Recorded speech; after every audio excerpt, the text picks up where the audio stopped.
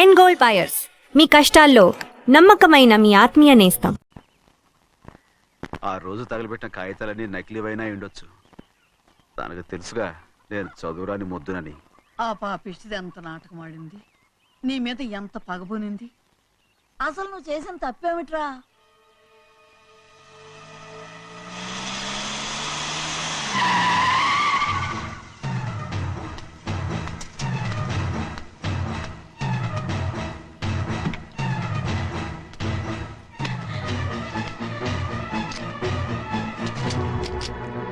నేనా నీ వెంటబడి తిరిగాను? నేనా నేను ప్రేమించమని అడిగాను? నేనా నేను పెళ్లి చేసుకోమని అడిగాను? ఆ రోజు గుడికి రమ్మంది ఎవరు? వద్దన్న మండపానికి తీసుకెళ్ళింది ఎవరు? చేసినంత నువ్వు చేసి నేనేదో చేసినావే. నేను నిజంగా పాప పోనీలే ఆడదాని వారు ఊరుకుంటున్నాను అనుకున్నావేమో. పొరపాటు.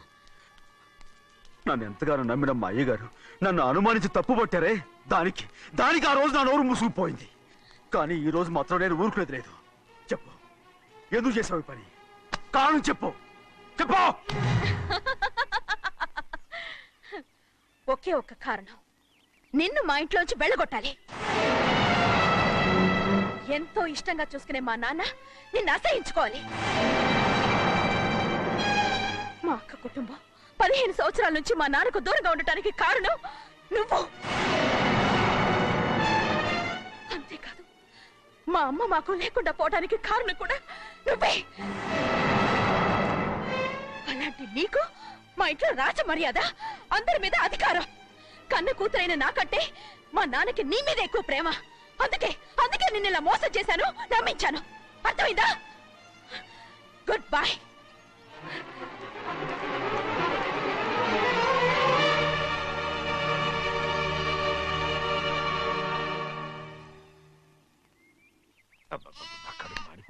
ఏంటి నాన్న, బాగా ఆకలాతుందా? అవునమ్మా, ఇడ్లీ దమ్మని ఆ బస్సు గాని పంపించి 2 గంటలైంది. అప్పటికి ఆలస్యం అవుతామని నా బండి కూడా ఇచ్చి పంపించా. సంతోషించాం. ఏంట్రా ఇంత ఆలస్యంగా చచ్చావు? మరే నేను నడిపించకరావద్దేంటి? అదే నేనైతే లగెత్తుకు వచ్చేసేవాడిని. అంటే ఈ బండి నడపడం నీ చేత కదా? మరి ఎందుకు తీసుకెళ్ళట్టు? ఏమో మీరు తీసుకెళ్ళమన్నారు, కర్మ తీసుకెళ్ళాను. కర్మ. సర్లే, ఆకలి చచ్చేట్టుగా ఉన్నా. ఇడ్లీలు ఎక్కడా? అదిగో మూటలో వచ్చేస్తున్నాయి. నోట్లో ఇడ్లీలు రావటం ఏంట్రా? రే, ఈయన నంబర్లే గానీ మూట దింపి ఇప్పి చూపించండి. అట్టగానండి. ఇన్ని ఇడ్లీలు తెచ్చావిడ్రా? మరి 494 రూపాయలకు ఆ మాత్రం ఇడ్లీలు రావేంటి? 494 రూపాయలకి ఇడ్లీలా? మరి అదే చెప్పడమేమో చెప్పేస్తారు, ఆ తర్వాత మర్చిపోతారు. మనీ నాగమణి. నాగమ్మండి ఏంటండి? ఏంటంట? అప్పుడు మీ నాన్న నాతో ఏం చెప్పాడు? ఉండండి, ఆలోచించుకుని చెప్తాను. ఏంటమ్మా, ఫ్లాష్ బ్యాక్ వెళ్తున్నావా? అవును. బాబా ఆకలేస్తుందిరా. ఏ, ఆ రామస్వామి హోటల్కి వెళ్ళి కాస్త తెచ్చిపెట్టు. నాకు కూడా ఆకలిస్తుందండి. నువ్వేదైనా తిని నాకు మాత్రం ఒట్టి ఇడ్లీ పడరా. ఇదిగో ఈ నోటు ఎంతో తెలుసా? నేనేమన్నా తెలివి తక్కువ అనుకున్నారా? 500 నోటు. అబ్బో, నువ్వే దీన్ని అచ్చుకుతున్నట్టుగా మాట్లాడుతున్నావే. చాలా ఆకలేస్తున్నాయి, బండేసుకెళ్ళి తొందర తీసినప్ప. ఇదండి జరిగింది. ఆ, చిల్లర లేదు కదా అని 500 రూపాయలు నోటు ఇచ్చి పంపిస్తే మొత్తం ఇడ్లీలు పట్టుకొస్తా ఉంటా. నీ నోట్స్ చెప్పు నాన్న, వద్దు నాన్న, కొట్టకు నాన్న. ఆకలేసేస్తుందమ్మా. చట్నీ సాంబార్ ఎదురా ఇచ్చాడండి. ఇది నేనే వద్దన్నానండి. ఎందుకని? మరి అదే మళ్ళీ మర్చిపోయారు. ఆ? నాగమణి, మీ నాన్న నాతో ఏం చెప్పాడు? అయ్యో అయ్యో, చట్నీ సాంబార్లని ఎన్నిసార్లు ఫ్లాష్ బ్యాక్ వెళ్తారా? నువ్వేదైనా తిని నాకు మాత్రం ఉట్టి ఇడ్లీ పడరా. ఇదిగో ఆయనకు అర్థమయ్యట్టు మళ్ళీ చెప్పు. నాకు మాత్రం ఒట్టి ఇడ్లీ పడరా. అయ్యో రేయ్, నువ్వు నా కంటి ముందు చెప్పా. ఒళ్ళు మండి నాన్న, నాన్న, కడుపు ఆయన కొట్టకు నాన్న. కాలిపోతుంది. నాన్న, ఆగండి నాన్న, ఆగండి నాన్న. ఆయనతో పాటు నేను బయటికి వెళ్ళిపోతాను. ఎందుకంటే ఆయన్ని నేను వద్దు! మీ దిక్కుమాలిన ప్రేమ కథ వినే ఓపిక ఎవ్వరికి లేదమ్మా. అయినా నువ్వు అనేది ఏముందిలే, అతను లేకుండా నేను బతకలేను అంటావు, అంతే కదా? అవునా? ఆ, అయితే ఒక కండిషన్ రా. ఏంటి? నువ్వు చాలా తెలియగలవాడవని ఈ ప్రపంచానికి, నీ ముఖానికి ప్రపంచం దాకా ఎందుకు గాని ఈ ఊళ్ళో నిరూపించుకో. నా కూతురు నీకు ఇచ్చి పెళ్లి చేస్తా. వాకే వెరీ వీచి. అయితే నువ్వు ఇంటి బయటికి వెళ్ళరా. బయటికి రండి. అయ్యయ్యో, నాకు కాళ్ళు చేతులు ఆటం లేదే. మీరెందుకు వచ్చారయ్య గారు? కబురు పెడితే నేనే వచ్చేదాన్నిగా. కూర్చోండి అయ్యా, కూర్చోండి. చిన్నయ్య టౌన్కి వెళ్ళాడు, ఏదో కొట్లో పని చేస్తున్నాడు. దాన్ని ఎవడు మర్చగలడు? నేనేం వాడిని చూడటానికి రాలేదు, నిన్ను చూడటానికి వచ్చాను. అవును, వారం వారం డబ్బుల కోసం వచ్చేదానివి 2 వారాలుగా ఎందుకు రాలేదు? అయినా నా బాధ్యత నేను చెయ్యాలిగా. ఇదిగో తీసుకో. డబ్బొద్దండి. నీ మనవడిని నేను ఇంట్లోంచి తరిమేశాను వద్దంటున్నావా? ఇది నీ మనవడి కోసం కాదు, నీ కొడుకు కోసం నేను చెయ్యాల్సిన బాధ్యత. ఆనాడు ఊరంతా నా బిడ్డ తప్పు చేశాడన్నా మీ మనసుకి మాత్రం తప్పు చేశాడనిపించలేదు. ఈ రోజు నా మనవడు కూడా ఏ తప్పు చేయలేదు. ఆ విషయం మీరు తెలుసుకుని వాడిని ఏ రోజు పనిలోకి రమ్మంటారో ఆ రోజే డబ్బు తీసుకుంటాను. నీ మనవడు చేసింది నేను కళ్ళారా చూశాను. దాని గురించి మాట్లాడాలంటే నాకే అసహ్యంగా ఉంది. డబ్బు తీసుకుంటావా లేదా? వద్దు బాబు. ఈ రోషమనాలో నేను చూస్తాను.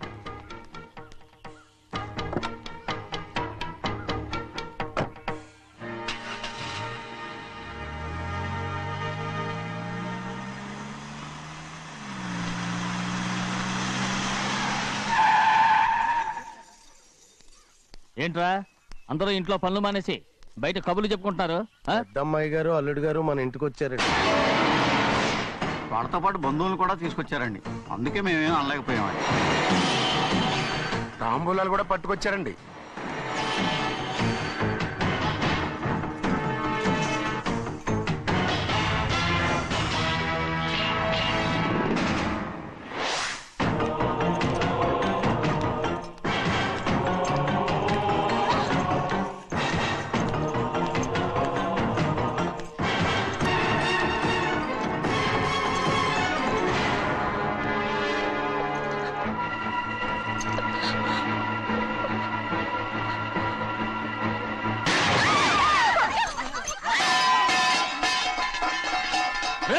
అయ్యా 15 ఏళ్ళైంది బంధాలు తెగిపోయి.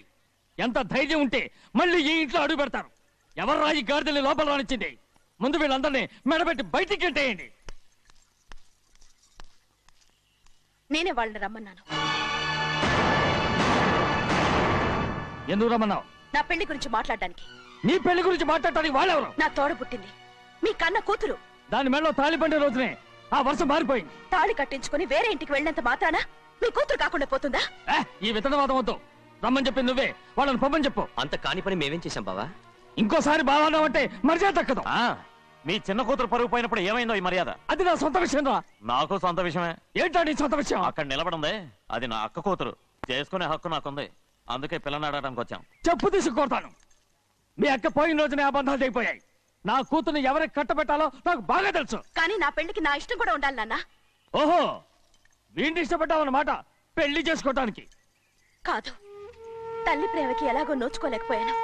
అట్లీస్ట్ ఆ ఇంటికి కోడలుగా వెళ్ళి అక్కలోనైనా అమ్మని చూసుకుందామని ఆశపడ్డాను. నీ ఆశ నే బతుకున్నంత కాలం తీరదు. ఎందుకు తీరదు? నా పెళ్లికి మీ అనుమతి అవసరం లేదు. నేనిప్పుడు మేజర్ని.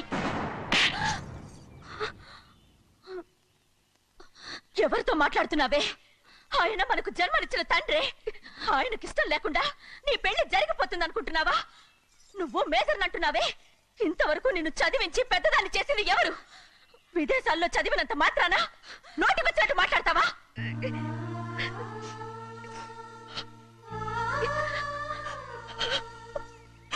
నన్ను క్షమించండి నాన్న.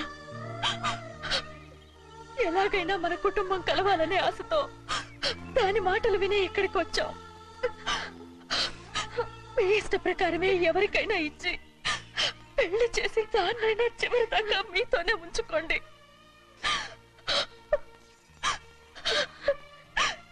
వెళ్ళొస్తానన్నా. ఎందుకు వదినా వెళ్ళొస్తామని చెప్తున్నావు? ఈ జన్మలో ఇక్కడికి రాలేమని తెలిపోయింది కదా. వెళ్తామని చెప్పు.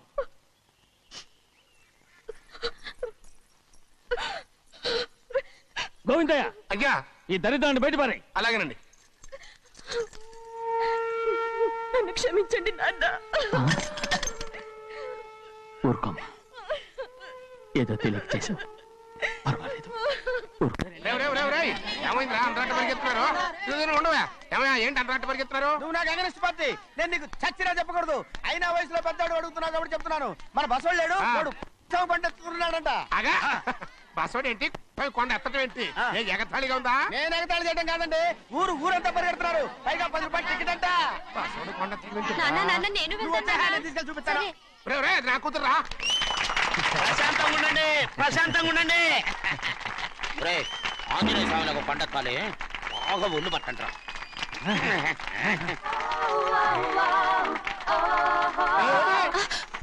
ఆడ కొండనెత్తిపోతే నిన్నెత్తిపోతాడు.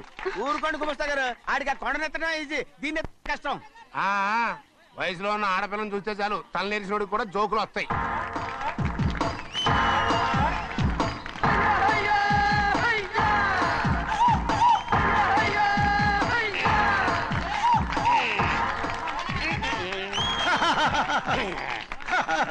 రెడీ. ఏంట్రా రెడీ? కొండనెత్తు. ఓ 50 మందిని పిలవండి. ఎందుకు? ఆ కొండను తెచ్చి నా చేతుల మీద పెట్టడానికి. అప్పటి నుంచి నేను చెబుతూనే ఉన్నా ఇడిట్టని ఫిట్టింగ్ ఏదో పెడతాడు అని. ఒక్కడనా నా మాటనారా? ఊరుకోవా, నీ కూతురని మాటలేదు మేమే వింటాం. ఇది ఒక పిచ్చి కొయ్యి. ఏంటి 50 మంది వల్ల కాదా? అయితే ఊరు మొత్తం వచ్చి ఆ కొండను తెచ్చి నా చేతుల మీద పెట్టండి, అప్పుడు నేను ఒక్కనే ఎత్తుతాను.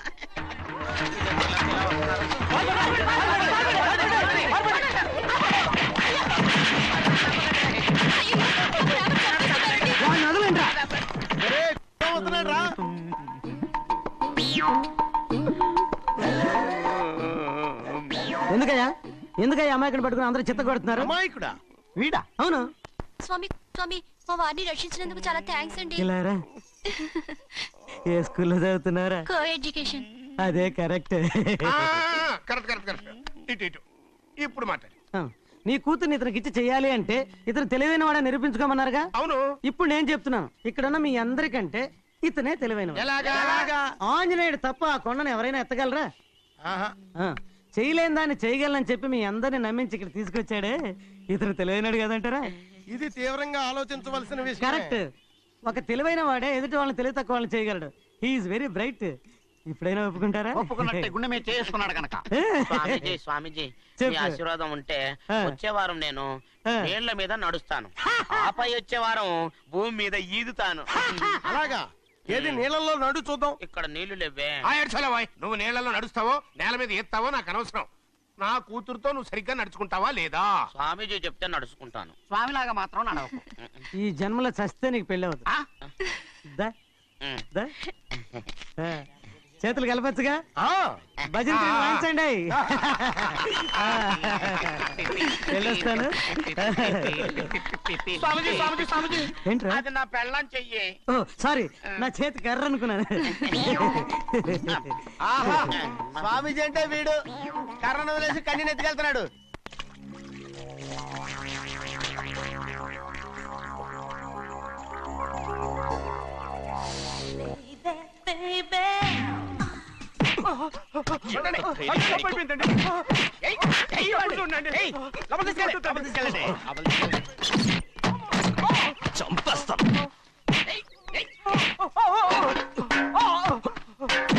లోపల చప్పుడేంటి?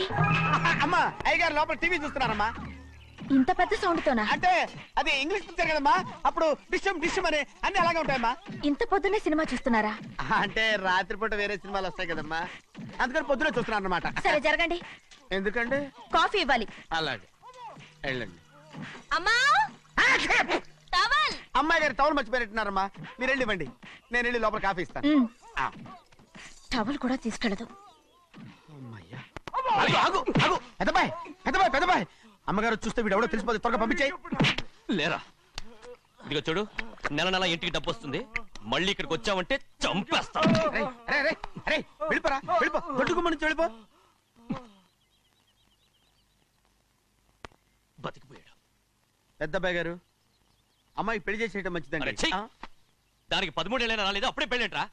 అంతేలేండి, తమ్ముడు గారికి 23 ఏళ్ళు వచ్చినంత వరకు పెళ్లి కాలేదు, అవుద్దని నమ్మకం కూడా లేదు. ఎందుకనరా? ఎందుకంటారేంటండి, తమ్ముడు గారేమో తన అక్క కూతురు తప్ప ఇంకెవరిని పెళ్లి చేసుకుని అంటున్నాడు, ఆ పెద్ద ఆయనేమో తన గొంతులో ప్రాణం ఉన్నంత వరకు ఈ పెళ్లి జరగదు అంటున్నాడు. ఎట్ట జరుగుద్దండి? పట్టుకోండి. పట్టుకుంటామండి. ఆ ముసలాడు బతికినంత వరకు జరగదు, చస్తే జరుగుతుందిగా.